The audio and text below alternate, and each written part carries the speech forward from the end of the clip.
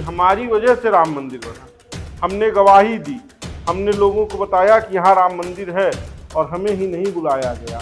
अब लोग अपने मन का कर रहे हैं। उनका दर्द, जब प्रधानमंत्री ने राम मंदिर का उद्घाटन किया था तो भी खूब हल्ला हुआ, खूब हो हल्ला मचा, खूब चर्चा। न दो यह मान, मैं ना इसका अनुरागी, मुझे न होना शेष किसी बंधन का भागी, मुझे न होना शेष किसी बंधन का भागी, किया सिंह से प्रेम उसे पिंजरे में। के साथ रामभद्राचार्य जी ने अपना दर्द जाहिर किया। उन्होंने बताया कि मुझे मनाने की ज़रूरत नहीं है, कुछ ऐसा करने की ज़रूरत नहीं है कि मुझे मनाया। अपने आप को चक्रवर्ती धर्म सम्राट बताते हैं, उनके समर्थक उन्हें चक्रवर्ती धर्म सम्राट बताते हैं।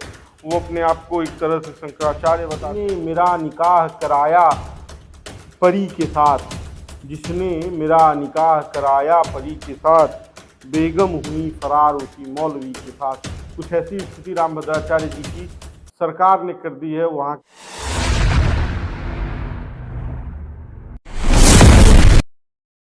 कल यानी 25 तारीख को अयोध्या में ध्वजारोहण संपन्न हुआ। राम मंदिर, जो नवनिर्मित राम मंदिर है, उस पर ध्वज लगाया गया, ध्वज फहराया गया और इसी के साथ राम मंदिर की औपचारिक कार्य पूरे हो गए। ये औपचारिक तौर पर यह तय हो गया कि अब राम मंदिर पूरी तरह से निर्मित है। नरेंद्र मोदी देश के प्रधानमंत्री ने ध्वजारोहण किया, ध्वज फहराया और इसकी चर्चा और इसकी तैयारी कई दिनों से जोरों शोरों पर चल रही थी।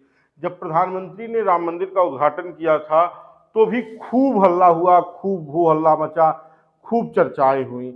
तमाम देश के साधु संतों को बुलाया गया, देश के तमाम अभिनेताओं को बुलाया गया, नेताओं को बुलाया गया, वरिष्ठ लोगों को बुलाया गया, लेकिन कुछ ऐसे लोग नहीं बुलाए गए जो उस समय राम मंदिर की लड़ाई लड़ रहे थे भारतीय जनता पार्टी की तरफ से, जैसे लाल कृष्ण आडवाणी।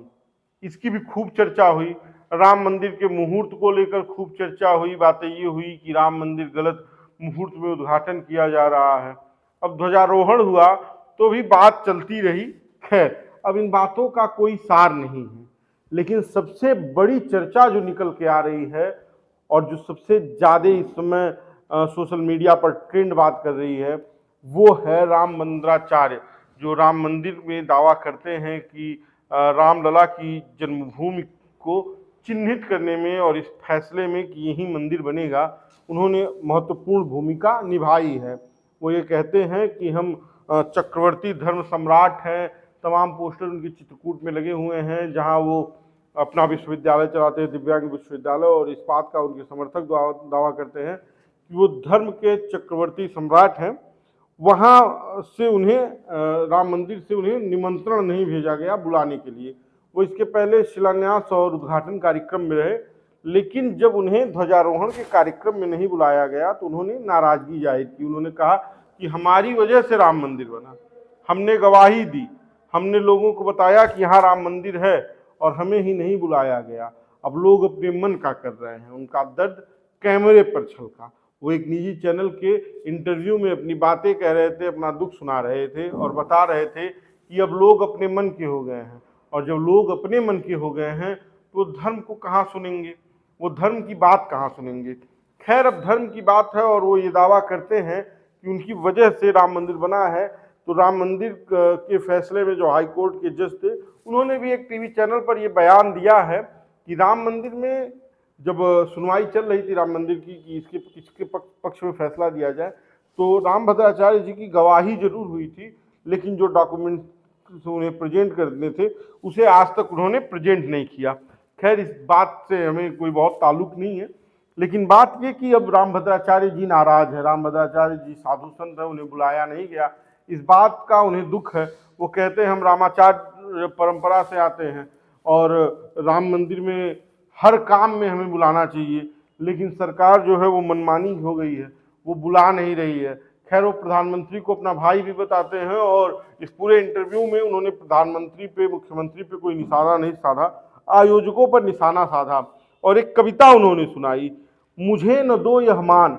जब पत्रकार ने उसे पूछा कि आपको कैसे मनाया जाए, आप नाराज हैं तो आपकी नाराजगी को कैसे दूर किया जाए, तो उन्होंने एक कविता सुनाई, मुझे न दो यह मान, न मैं इसका अनुरागी, मुझे न दो यह मान, मैं ना इसका अनुरागी, मुझे न होना शेष किसी बंधन का भागी, मुझे न होना शेष किसी बंधन का भागी, किया सिंह से प्रेम उसे पिंजड़े में डाला, किया सिंह से प्रेम उसे पिंजड़े में डाला, किया सुगम से नेह राज गभ करके पाला, देकर मुझको बाढ़ मेरा मत मोल गिराओ, देकर मुझको बाण मेरा मत मोल गिराओ, मैं मोती अनमोल मुझे न रज में मिलाओ।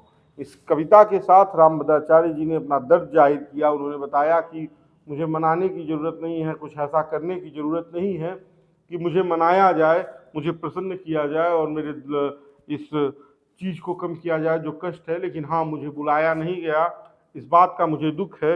मुझे बुलाना जाना चाहिए था और ऐसे तमाम साधु संतों को बुलाना चाहिए था जो इस लड़ाई में, राम मंदिर के बनवाने की लड़ाई में साथ खड़े रहे हैं, लेकिन ऐसा नहीं हुआ। अब उनका दर्द छलका है तो लोगों तक जाएगा। वो अपने आप को चक्रवर्ती धर्म सम्राट बताते हैं, उनके समर्थक उन्हें चक्रवर्ती धर्म सम्राट बताते हैं। वो अपने आप को एक तरह से शंकराचार्य बताते हैं, वो तुलसी पीस के संस्थापक अपने आप को बताते हैं।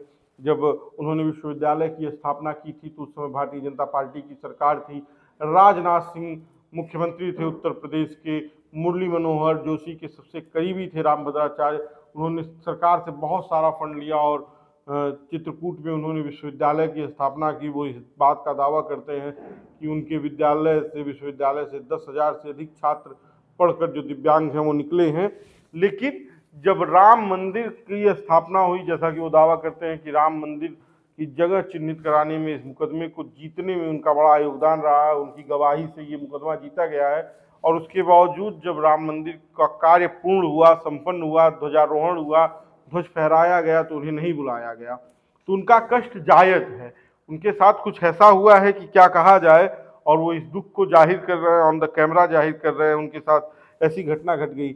एक शेर उनके ऊपर याद है कि जिसने मेरा निकाह कराया परी के साथ, जिसने मेरा निकाह कराया परी के साथ, बेगम हुई फरार उसी मौलवी के साथ। कुछ ऐसी स्थिति रामभद्राचार्य जी की सरकार ने कर दी है, वहाँ के व्यवस्थापकों ने कर दी है। उन्होंने ही पूरी व्यवस्था, इस बात का दावा करते हैं कि राम मंदिर बना, उनकी गवाही से राम मंदिर बना। उन्होंने ये दावा किया है, वो तमाम मंचों से ये बात बोलते हैं। वो ये भी दावा करते हैं कि रामचरितमानस में तमाम त्रुटियां, हनुमान चालीसा में तमाम त्रुटियां हैं, उसका वो सुधार कर रहे हैं। लेकिन सबसे बड़ी बात कि जिस पूरे आयोजन का उन्होंने नींव रखा, उन्होंने राम मंदिर में पक्ष में फैसला लाने के लिए गवाही दी, और उन्हीं की गवाही पे, उनके दावे के हिसाब से राम मंदिर बना है।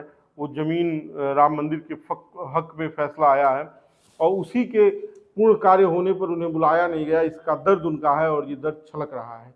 अब देखना है रामभद्राचार्य जी इस पर आगे क्या एक्शन लेते हैं। बाकी का आप बेधड़क खबर देखते रहिए। इस वीडियो पर अपनी राय जरूर दीजिए। मैं हूं आपके साथ शशांक। धन्यवाद।